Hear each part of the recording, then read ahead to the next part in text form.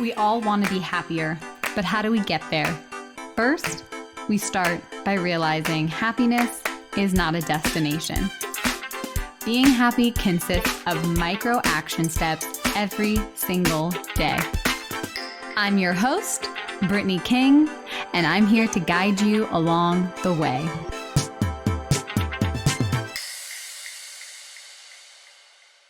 Hello, my friends, and welcome back to the Positively Real podcast. I'm your host and coach, Brittany King, and I am so excited for this conversation. I honestly could not hit record fast enough. As soon as I got on the call with Brad today, I have so many thoughts, so many ideas I want to talk about. So I'm very excited that I have this special guest with me on the show. Welcome, Brad Nelson. Brad has dedicated his life to serving and helping people with their personal finances. He provides an eye-opening outlook on debt and money that challenges today's popular thinking through his podcast. And he also has a online membership as well. So I am so excited, Brad, to get to talk to you about this, because let me tell you, I've been coaching for a long time, and I don't think there's ever been a client that I have not coached about their personal finance. So welcome to the show. Thanks, Brittany. I appreciate it. I'm so glad to be here. Yeah, it's personal finance, such a taboo topic for so many people. So it's awesome to be able to have these conversations. Yeah. Well, I'm just curious how you got into this. Well, it was kind of a big accident, honestly.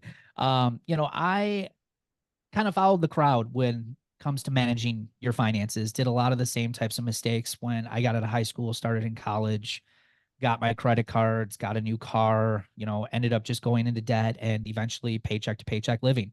And, I did pretty well in my career for the most part. And, you always kind of sell yourself this idea of, well, when I make more money, that's when I'll become more responsible. And that's when I'll save more. And that's when I'll pay down this debt. But for right now, it's okay. We're building our credit. And these are the things that we should be doing. Well, the reality is that didn't work for me because lifestyle creep happened. You make a little bit more money, all of a sudden you get a little bit better of a car, or you go and buy more things, or you upgrade your house, or it's always just that next thing. And as I got older into my later 20s, I was starting to realize like I was under a lot of this paycheck to paycheck financial stress. Mm-hmm. I didn't have any money in savings. I wasn't really saving for retirement. It seemed like we were just always waiting for that next check. And it was just that next crisis that we were waiting for to hit. How are we going to figure that out? And I was just getting tired of that life. And I ultimately was at kind of a career ceiling in my job, and at kind of an income ceiling too. And I love my job, but at the same time, I was like, do I really want to do this the rest of my life? And the answer was no. But I also realized it's like I can't move positions right now or take a step down in pay because I have all this debt. Like I've signed up for too much debt, and now I haven't afforded myself the opportunity to make a new choice or make a different decision. And so I started to feel like really stuck. I also really had this dream that I wanted to open up my own business at some point. I wasn't sure what that was, but I knew deep down inside, like I didn't want to work for somebody the rest of my life. I wanted to go out and kind of do my own thing. But I also looked at my finances, and it was like, that's a pipe dream. That's never going to happen because I can barely afford my bills. How am I going to afford to open a business and maybe not take a salary for a little while? And then my first marriage ended. And that's when the house of cards that I had built started to fall. I lost my home. We bought our home in 2008, right when the housing bust happened. So we bought high. And then when we got divorced a couple years later, obviously our home was worth less than what we purchased it for. And neither one of us could afford that high house payment that we had signed up for, that brand new house that we just had to have. And so we had to let that house go into foreclosure. And we eventually were thankfully able to short sell it, which was a kind of a step up for losing your house. So Mm-hmm. not a good thing, but still better than a foreclosure. And it was at that point where I was like, okay, I got to figure this out. I had a 2-year-old son named Noah, and I was just a financial wreck. And I really kind of committed at that point. I need to change the direction of where I'm going with my finances and really with my life, with my marriage ending and kind of getting this restart. It's like I gotta figure this stuff out. So I went on what I would call was a personal finance crusade, so to speak. I kind of just started to doing a lot of self-education and listening to podcasts, taking seminars, reading books, and doing anything and everything I could to learn about money. And what was I not doing? And the reality is I was missing just a lot of the basic key concepts that are out there about personal finance, and I wasn't practicing them. And so I just started implementing some of these things into my life. And slowly but surely, I started to work my way out of debt. It took me about 4 or 5 years to do it. And I like to say I failed my way out of debt, Brittany, because I certainly didn't. It wasn't a linear path. It was like this up and down, all over the place, roadmap. And Mhm. finances are tough. They're very Mhm. emotional. It's Mhm. hard to manage. It's not easy. And so that's why I say I failed my way, because I just kept trying, and I would fail. I'd try again. I'd fail. I'd try again. And eventually I just started getting really good at this stuff. And by the time I had gotten out of debt, people started kind of hearing that I was doing this, and I was sharing with people like, I feel so much better. Like I have no stress anymore. I've got money in the bank. I have no more credit cards. I have no more debt. Like I feel fantastic. And so I know most people are feeling like I was feeling many years ago. And so a lot of people just started asking me for help. They started coming out of the woodwork, actually. They're like, what are you doing? Like, I'm struggling with the same stuff that you were. How are you getting out of it? And that's kind of how this all started. I just started helping people just for fun. And then eventually I was like, well, maybe I could actually do this for real, like Mhm. as a career. And I had this crazy idea to open up this business, and we started back in 2015. By 2016, I had replaced my full time income, and I have been doing this full time now for 8+ years, which is incredible. So I'm not a financial guru or expert or anything like that. I accidentally got into this, and I'm just passionate about helping people, normal people especially, with middle incomes, middle to higher incomes, really take control of their finances, because it has an amazing ripple effect on your life. And that's what I love most, is seeing people transform not only their finances, but their relationships, their parenting, their career, opening their doors to different opportunities because they finally are out of that paycheck to paycheck life. Mm. Wow. Amazing. I just, the stories that like the mess becomes the message and then that just becomes your life's purpose is Yeah. truly one of the things that just most inspires me about human beings, and that have the courage to go after it and be willing to fail your way there and then Yeah. be able to help people. It's incredible. So Yeah. then I just want to start with the basics, because I know someone listening's like, okay, how do I kick financial stress? Where do I Yeah. get started? Yeah. So I think for a lot of people, and recent statistics shared in July of 2023, 73% of Americans rank finances as their number one stress factor in their life. 52% of people say that it is the number one contribution to the decline in their mental health. So it's a big deal. A lot of people are stressed out about it. So what I have found after coaching thousands of people is where a lot of the stress and anxiety comes from is a lack of a good plan that actually works. They're not very organized. They don't really have any clear direction as to what they should be doing. There's a lot of guessing, and there's also a lot of noise out there about personal finance. I'm part of that noise. I know, right? Because I'm out here speaking what you should do, and there's also a lot of other people doing that Mhm. too. And that's a lot of mixed messaging. And sometimes what happens, you get all these messages, and it's like, well, this person's saying this person's saying this, and then you're too afraid to really do anything. And most Mm. people do nothing. There's also, this idea of a lot of doom and gloom going around right now. Like, I can't Mhm. afford a house. What's the point of even working on my finances? I'm never getting in the market. I can't afford certain things. I can't afford to go on vacation. I can't afford to live like my parents lived. I can't afford, and now we get this doom and gloom mentality of like, what's the point of even working on it? I'm just gonna not care, and I'm gonna live my life now. So all of these things create a lot of this anxiety, a lot of this stress that's going on. So what I like to do with people when they're first getting started is to really look at, okay, what's going on with your money? What's going on with your finances? Roughly 6 to 7 people out of 10 don't are living paycheck to paycheck and also don't really have a working budget. 50% of millennial generation has no idea at any time what's going on in their bank account. And so again, all of that creates a lot of stress because you really don't know what's coming in, you don't know what's going out, and then something happens and it's just chaos, fights and arguments in your relationship, and going to work worried and stressed, going to sleep, trying to sleep, you can't sleep. So the first things that I recommend is sitting down and really figuring out, where is your money going? So go back and print out like the last 3 to 6 months. If you want to do an overachiever job, print out 12 months. And go back and print out bank statements, credit card statements, anywhere you're spending money. If you're spending money using cash, start keeping receipts. If you're using apps to pay for things like Cash App, Venmo, PayPal, if you're using buy now, pay later, like anything that you're using to spend money on. I don't care what it is. We're not about beating you up. We just want to see where is the money going. And then once you do all that, I want you to categorize everything. So start marking, your grocery purchases in one color. Start marking your prescriptions and your household or your necessities in another color.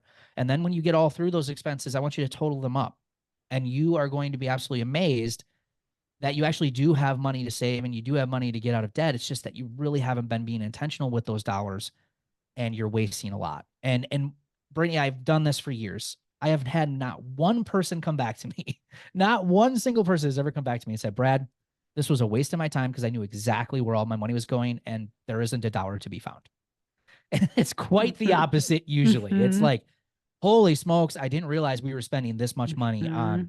going out to eat or this much money on these little app memberships and subscriptions that we Subscriptions. signed up for, Whew, right? those Or I didn't know, subscriptions. yeah, or DoorDash or Amazon or just all of these different things. And it's easy, especially when you're in these stressful situations and you're stressed about life, you're stressed about your finances, we always kind of sell ourselves, well, it's just a few dollars. I just want to feel better, right? I'm just doing this to feel better. It makes me feel Mhm. good for a little while. But when you go back and actually look at that spending, it makes you sit up a little straighter. Like, wow, I actually do have money to save and pay down debt. I just am not using it the best of ways. And Mhm. so this is an eye-opening step right here. It is probably of the process that we kind of share. It's probably the longest part because this does take a little work. This probably isn't going to be something you're going to do in a couple of hours. It takes you time to print everything out, go through everything with a fine-tooth comb, figure out what you've been spending on what.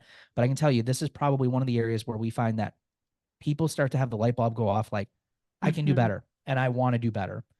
After that, then it's all about creating the vision.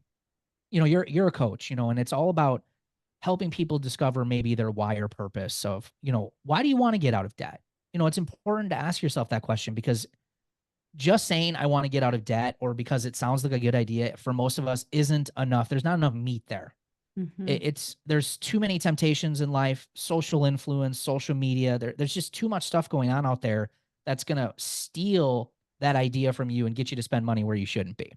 But if you can really develop a good like why am I going to do this? Like I'm going to do this so I can spend more time at home with my kids, or I'm going to do this, or we're going to do this as a couple because you're out working 70 hours a week and we never see you. You're never home.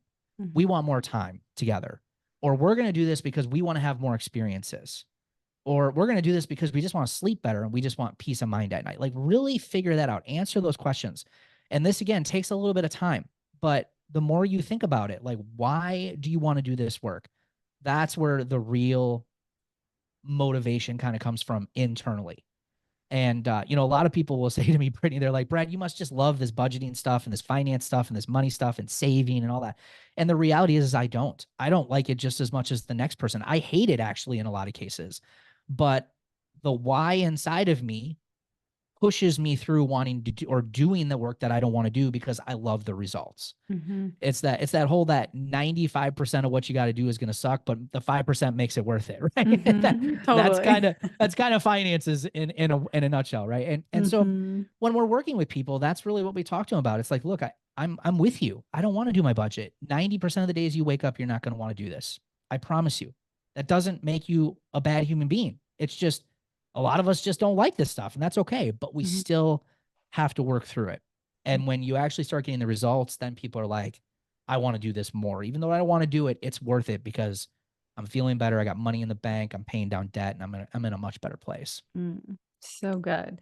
Yeah, I think that that exercise of seeing where your money is going and just having that awareness is it's very enlightening. I know when I did that for my business and then personal, it was just it blew my mind. Just the like Yeah. little things that you kind of just let slip by or whatever the time was when you bought that thing and then really being like, did that actually serve me? And there's a couple of things that came up that I wanted to ask you about it and how Yeah. you work with people on this because I find that there's a lot of shame around money and spending and that initial first step I feel like there's a lot of shame that like blocks people from even like wanting to look at it. So Yeah. how do you work with people on that? Um, well, the reality is I think you have to get through that shame. You have to face Yeah. it. And I think doing that with some accountability and support is the Mhm. best way to do it. Yeah. And that's exactly what we do in our membership is, we'll bring in 4 times a year a pretty large group of people that'll all go through this process together. And when they Mhm. see other people doing it, it only encourages you to do it too. But if you're Yeah. on your own and you're having to do this on your own and you don't have someone to kind of bounce off like, hey, this is what I found. Yikes. It's there's a lot of shame and it's a very lonely place to be. And I had to Mhm. do it myself and it's not fun. That's Mm-mm. one of the main reasons I wanted to create the community that we have is to give that support and to make you understand and help people understand you're not alone in this. Mhm. In fact, I tell a lot of our members, um, I don't hear a lot of unique stories. A lot of us like to think we're the only ones, we're unique, but the reality is most of us have made the same poor, Mhm. silly, stupid financial decisions. Mhm. I don't usually hear any real exciting, crazy, awesome stories. Usually, it's always kind of the next story is the same as the last person I talked to. Mhm. So we all make a lot of the same types of mistakes. So if you're someone out there who is feeling shameful, just understand that you're not alone. And again, nearly 80% of people are living that kind of, or at least walking the line of that paycheck to paycheck life. They're not talking about it. But if you go through your neighborhood, count 8 out of 10 houses, 8 out of those 10 houses are just one crisis away from their financial life really kind of coming apart. And Mhm. so think about those numbers when you're looking at your stuff, that you're not alone. You're not the only one who's messed this up. This is a real issue in this country and in other countries, including Canada and a lot of other places that I've worked with and talked with people in. And so this is something that we all struggle with. And Mhm. there's nothing wrong with feeling those feelings. They're normal. But starting to get progress, taking action, getting results, and then repeating that process is the only thing that's going to start building the confidence in a positive way. Mhm. Yeah, I think you just touched on such an important piece of like shame. When I think of shame, it lives in the shadows and the darkness. And so when you're able to speak about it and see other people that are living kind of a very similar experience, it really does take that shame away. And I think that there is such power in that. And especially when you hear someone else be like, oh my gosh, you too. It's like you don't feel as bad about Yeah. your decisions. Right. Right. So, And we celebrate those things. We talk about those things in our community too. It's like, well, even on our podcast, we'll share. I'll share. Yeah, I'm mhm, human. Just because I've been doing this for years, 11 plus years, it doesn't mean that I mess up all the time. I mhm, do. And I share those and I'm very real and very transparent with people about it. It's like, look, you're not going to get it perfect. Oh, you're hardly ever going to get it perfect.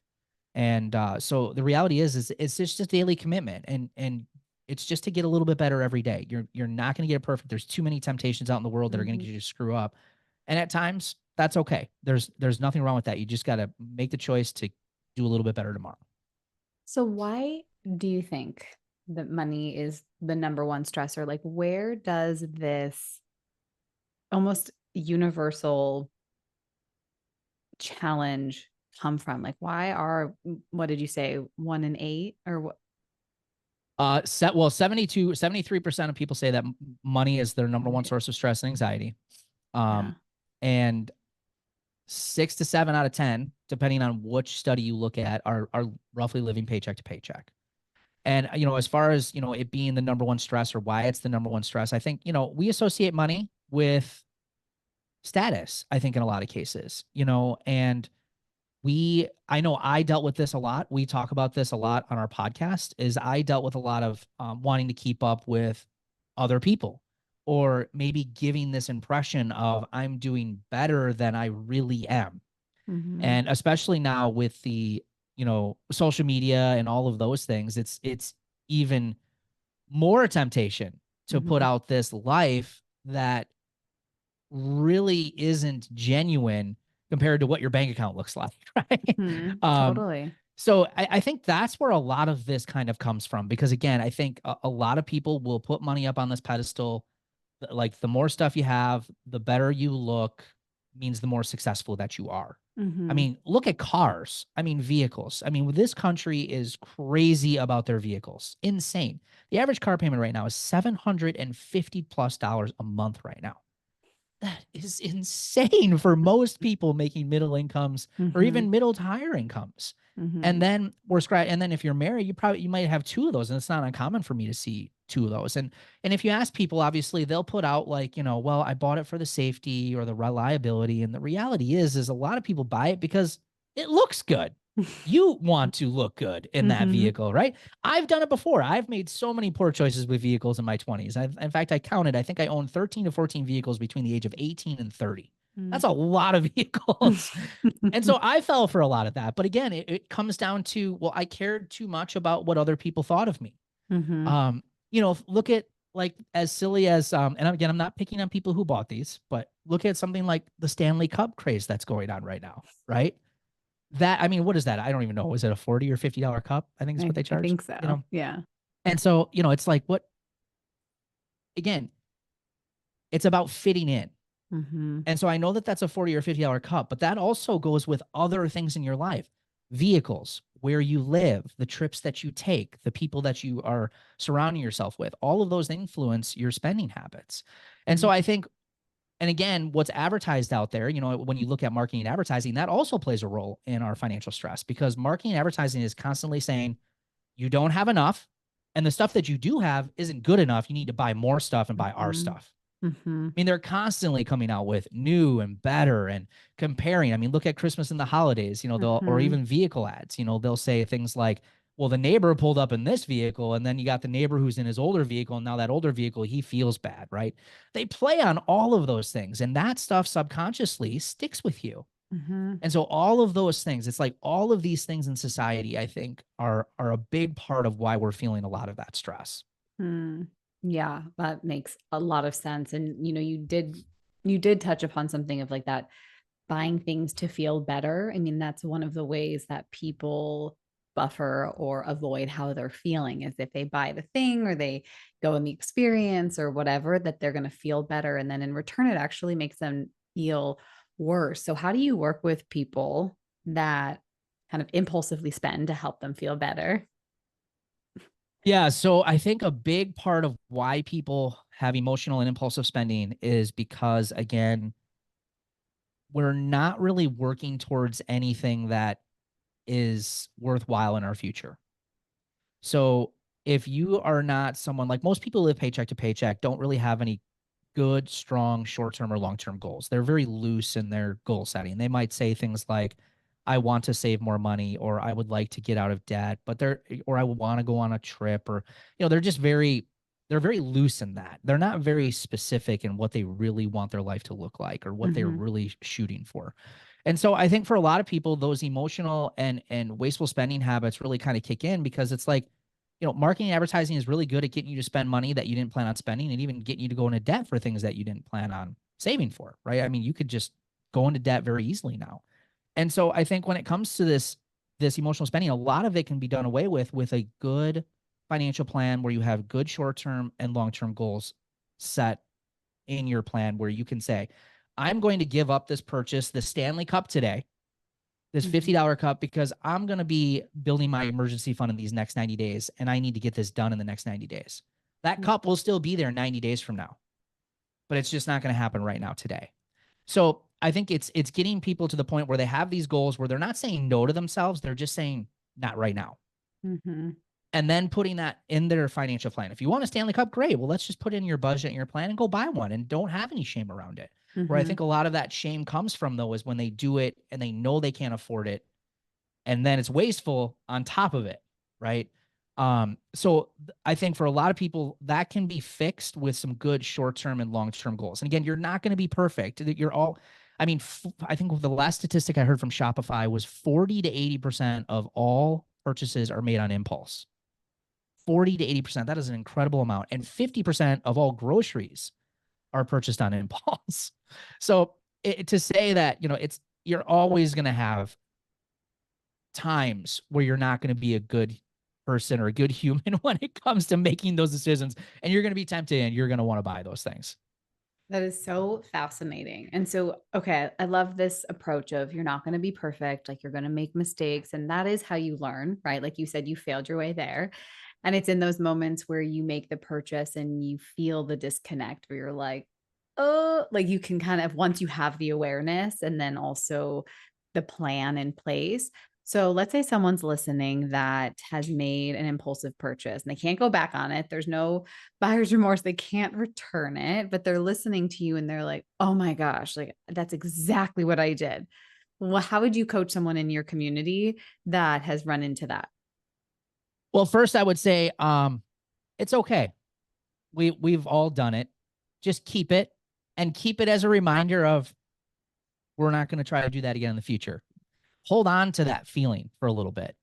I mean, we do have people that do this, and they'll even sometimes like return it and send it all back.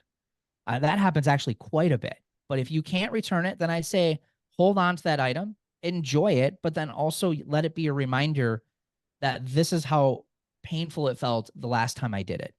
Mhm. I remember one time when I was getting out of debt, I actually took $200 from my son's piggy bank to go to a concert that I couldn't afford to go to.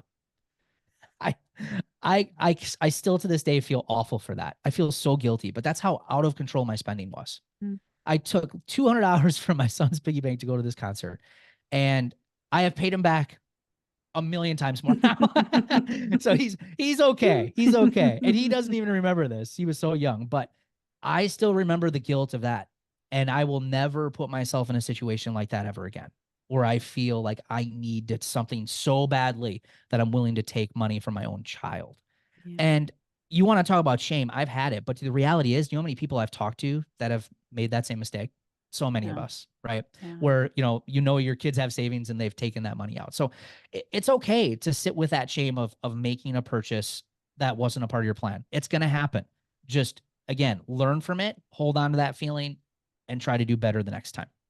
Yeah, so much of your self-talk has to do with the success of getting out of debt and really being able to improve your financial habits. Because once you really change how you talk to yourself about it, I think it becomes easier to make a better decision the next time, and being Yeah. onto yourself when you do impulsively purchase something that feels that disconnect or there's not alignment there. So if someone is living paycheck to paychecks, it sounds like that's what you really help a lot of people with, and they want to get out of debt. How does one get out of debt living paycheck to paycheck? Yeah. So, like I said, when we start with somebody, you're really going to want to look at your expenses first. So, go back and do kind of what we talked about, printing out your last 3 to 6, maybe 12 months of expenses, starting there. Really focus on, the real reasons on why you want to get out of debt, building that wire of purpose. Really start thinking about your monthly budget. Once you have those expenses, it's much easier to build your monthly budget once you know exactly where your money's been going, how much you can save, how much you can, use to get out of debt. Once you start figuring out, like, and when you go through your expenses, also question yourself, like, what are some things that we could shop around? What are some things that we could cancel altogether? What are some things or some items in our house that we no longer use that we could sell? It's not always about cutting everything out and going scorched earth. It's just about being reasonable and just a lot more intentional with your spending. So Mhm. it's, have fun, do the things that you want to do, but do it in reason where you can still save and get out of debt. Mhm. Once that's done, typically, and this isn't everybody, but typically for most people, they start to have a little bit better cash flow where they can start building their first emergency fund. And that's where we actually recommend people to start first, because right now, 63% of people don't have enough money to cover a $500 emergency expense without going into debt. So we want to fix that, because going into debt is a habit, especially for emergencies or unexpected expenses. And it's not always the big things that are causing. It's the little tiny things. It's the death by 1,000 cuts that cause a lot of the issues. Mhm. So you want to go through and figure out where are all of those, and then cut them out, and then use that extra money to build that emergency fund so you can prevent yourself from going into debt for a lot of those little things and being more prepared. Mhm.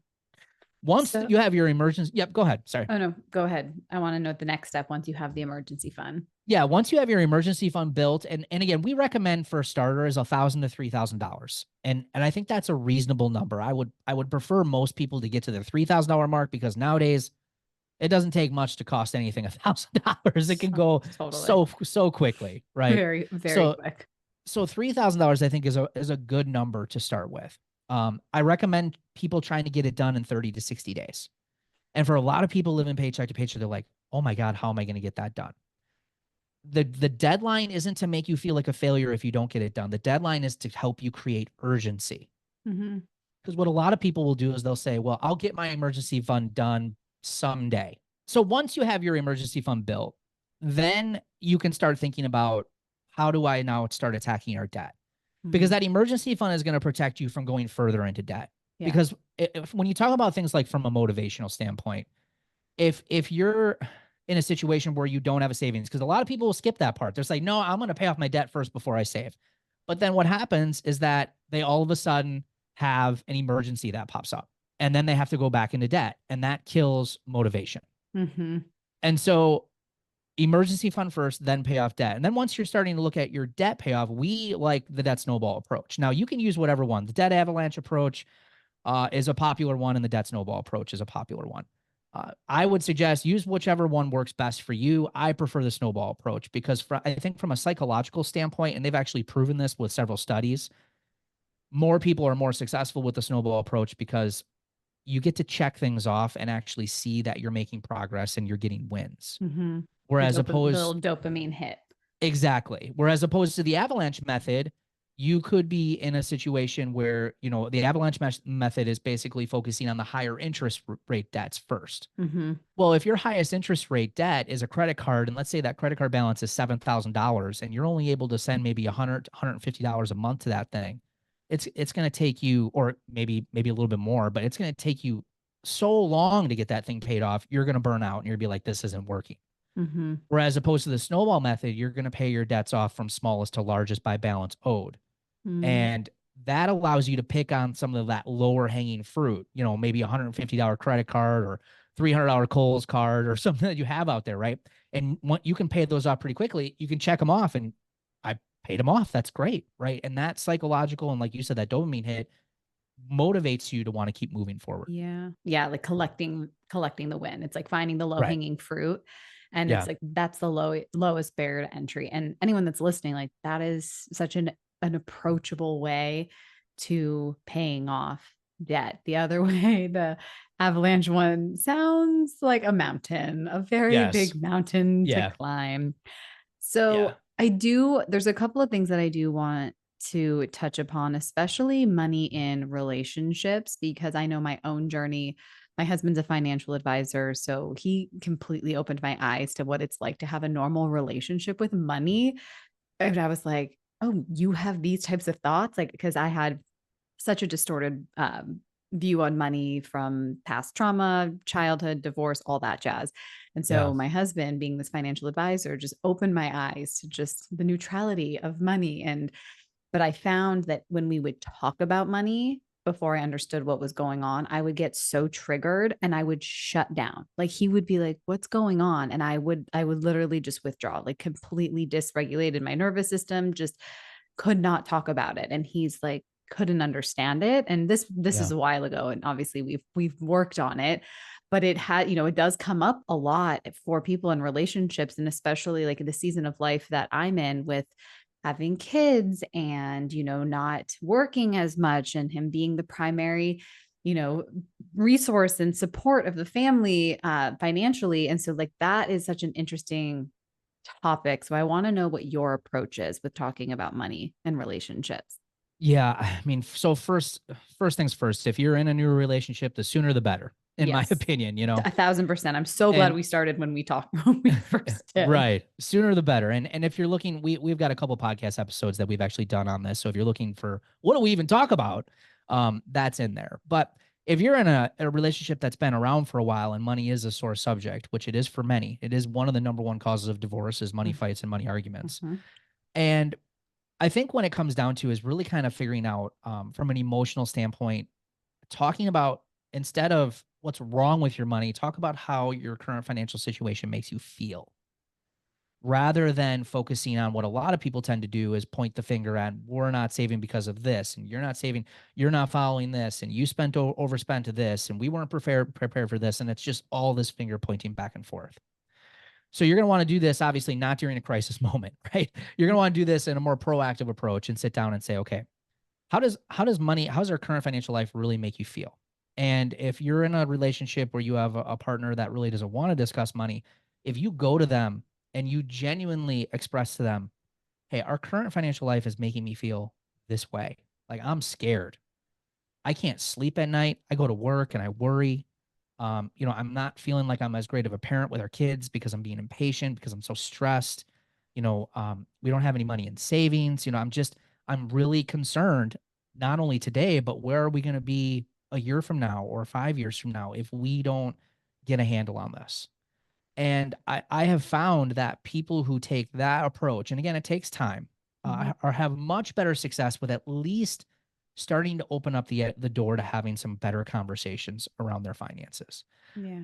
The other thing too, I think, is answering some important questions about, like you mentioned, how do you feel about money? Like, why is it that you shut down? Why is it, or what is the thing that makes your or triggers you or makes your alarm go off? Is it a certain amount of money in your checking account? Is it a certain topic? Um, what are some of your triggers around money? How do you think money should work in the relationship?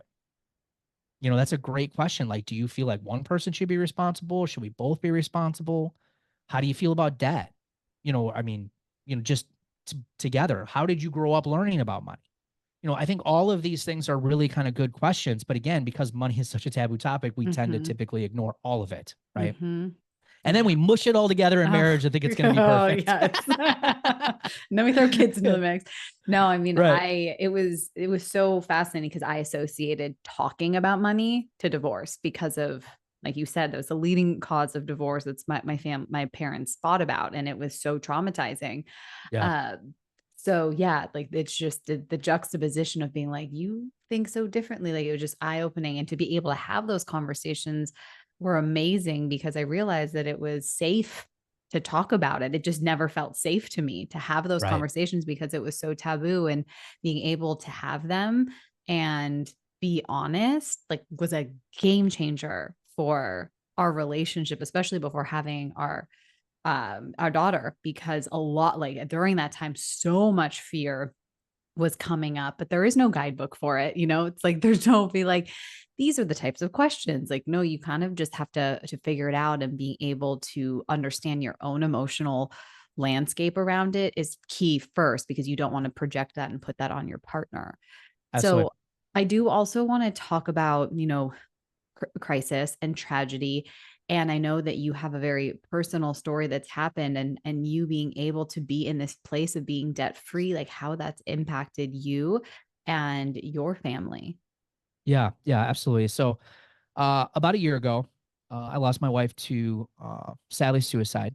And as we were kind of talking before we hit the record button, she had dealt with a lot of mental health issues in her life. And nothing that, at least for a while, that I would have been alarmed to the point that it would have been something like this would have been how it ended.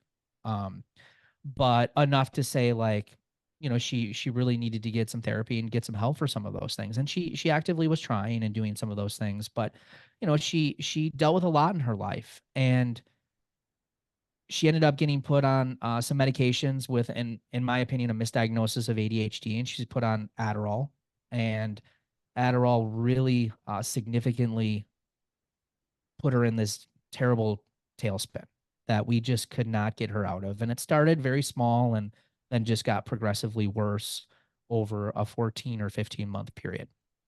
And it was probably, I mean, well, it is. I'm going to say probably it is the hardest thing I've ever had to be a part of is mental health illness and disease is no different than like any other disease or a cancer. Like this thing completely destroyed her, even her physical appearance, like any other normal disease would do, where you can tell someone who's sick, like you could visually see that she was sick. And it completely destroyed her. But and sadly she decided to take her own life. And it was it's tough to describe what it was like, because seeing somebody completely lose themselves, lose their identity and lose who they were and their personality and everything, was so traumatic, obviously for her and also for us and for our family. So we have been through as a family a lot of stuff over the last couple of years. And so as I talk and maybe sit on my soapbox of talking about finances, I speak about this topic from someone who has gone through hell and back. And I can tell you that having control over our finances, getting out of debt when my wife was healthy and all of those things, it has been the best work that we have ever done to get through a lot of these life storms that we've been through. And over this past year, we set our finances up properly. We had power of attorneys in place. We have durable power of healthcare is in place. We had a will. We had all that stuff done. We had life insurance in place because even being young, we knew like, hey, something unexpected could come up and we want to be prepared for it. And this was many years we put all this stuff together. And here I am now having to live with the advice that I now give. And Mhm. I'm here to tell you that the preparation and getting your finances organized, getting yourself out of debt, getting your affairs in order if tragedy were to hit your family is some of the best things that you can do. And I know it's not easy work because we don't want to think about it. We Mhm. don't think it's going to happen, and I didn't think it was going to happen. But here I am this past year. And I got to tell you, having all of that stuff set up, it's really helped me work through a lot of the grief. It's really helped me show up for my kids. I've taken so much time off work this past year. I've taken a lot of naps. I've slept a lot. I just did what made me feel good. Mhm. And not having to worry about my finances at all during this time, not having to worry about how we're going to pay our bills, not having to worry about credit cards, not having to worry about are we going to still be able to live in our house, not being able to I didn't have to spend any time with any of that. It allowed me to put all of my Mm. energy and effort into healing, Mhm. into grieving, now into taking my next steps and moving on and moving forward. Um, I it's like I said, it has been the single best thing that I've ever done in my life, and it continues to prove that to me time and time again. I mentioned Avery. If I don't know if this is going to be on video, It will Brittany, be, but so they'll little get to see that cutie. yeah, little Avery was running around here back. But my wife had given birth to Avery about 5.5 years ago. My wife had a completely healthy pregnancy, and unfortunately, though, during delivery, Avery had lost oxygen in the birth canal, and it ended up causing a significant brain injury. She was soon diagnosed within a day or two with hypoxic ischemic encephalopathy, which is essentially the same type of brain injury that causes a lot of disabilities, things like cerebral palsy, epilepsy, cognitive disabilities, and things like that. And they pretty much told us 4 days after she was born that be prepared for her not to be normal. She's going to likely be in a wheelchair. She'll never walk. She'll never talk. She'll likely be on a feeding tube the rest of her life. She'll never go to school, at least a normal school. Um, those were devastating things to learn as a parent. I mean, going from a completely healthy pregnancy to 4 days later being told this is now going to be your life. It was insane. But what I can tell you is that again, from a financial standpoint, that work that we did served us so well over these last 5.5 years because it allowed us to not focus on the financial side of it because we had our finances together, but really focus on her therapies and getting her to where she needed to be. Um, and I'm happy to say that Avery is your typical normal. You guys all saw her. She's here. She's walking around. She's doing normal things. She does have a speech delay, which we are doing rigorous therapy with her. And we've been doing that now since she's been about 2 weeks old. Countless therapy appointments every week, and we're still doing that. But again, I contribute a lot of her success and the miracle that she's become because we again didn't have to worry so much about money. Now there was still stress and finances related to that. I mean, don't get me wrong. It's not like it was a cakewalk figuring out insurance and medical bills. That's a lot. But I can tell you, but being in a place that we were financially, getting ourselves out of debt, it allowed us to be more proactive in that approach and caring for her and getting her the help that she needed without having to just focus on the money and we can't afford it and all of those things. And we also built this amazing life. My wife, she was an entrepreneur. She worked from home as well. She ran her business from home. I ran my business from home. So it allowed us to really spend time with Avery for these last 5.5 years before she went to school to really help her with a lot of the therapies that the therapists were teaching us to do with her. So we put ourselves in the best position to give her the care that she needed, and that's what I contribute a lot of her success to. So Your finances, and again, I know it's easy to think like your money is the most important thing. It isn't, but having control over it allows you to focus on the most important things in your life. Mm, so And good. and that's what you really want to work towards is getting to the point where money is secondary. Yeah, we've Mhm. got it. It's good. We're in a good place. We're saving, we're meeting our goals. But because of all that, I don't have any emotional stress or any emotional worry. I don't have to spend any more emotion or energy on that. I'm going to spend it over here where it Right. matters. And Mhm. that's where it makes the biggest difference in your life.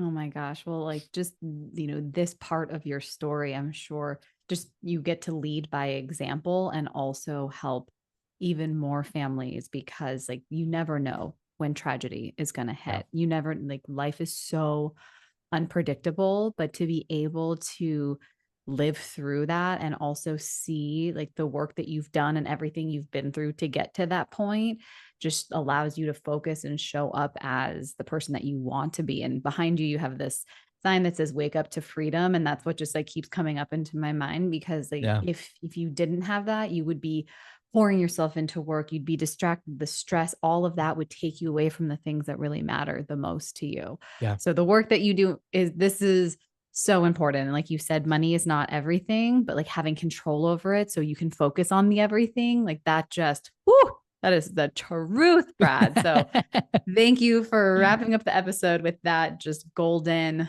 nugget. That was beautiful. Thank you so much for your time and sharing your wisdom on the podcast. I know you said you have a membership and your own podcast. Is there Yep. anything else that you want to share as far as people reaching out to you, or if they have questions, or how can they find you? Yeah, I would say for most people, like if you just want to keep these kind of ideas and these types of conversations going, go check out the Debt Free Dad podcast. We've got over 200 plus episodes there now. We've got 5 co-hosts that are all normal people, all different backgrounds, all in different stages of their life, and it's cool to get different perspectives on things about money, Yeah. how they affect your family, your career, your future. We've got a single person. We've got someone who lives in Canada. We've got a retired person now on to building their own business now. I mean, so many different cool things.